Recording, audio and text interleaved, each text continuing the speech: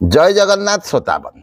श्रोता बंधु जदि पति पत्नी मध्य कौन कली झगड़ा लगी से माने बहु दूर को चली जाइछंती किंबा अलगा हो जाइछंती। द्वितीयतः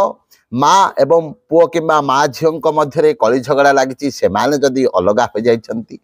ताले सेमानंकु निकटतर करने आपण मानक एक वशीकरण उपाय कहूँ किंतु मन रखु कौन मंद उद्देश्य रखी यह प्रयोग करेंगे ना। देखिए 41 दिन मध्य आपणकर यही समस्या निश्चित भाव में दूर हो। कौन करेंगे गुरुवार दिन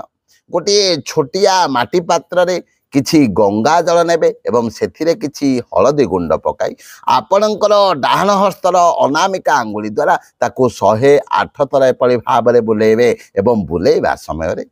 ओम नमो भगवते वासुदेवाय एही मंत्र को मने मने उच्चारण करिवे एवं जेउ लोकटी आपण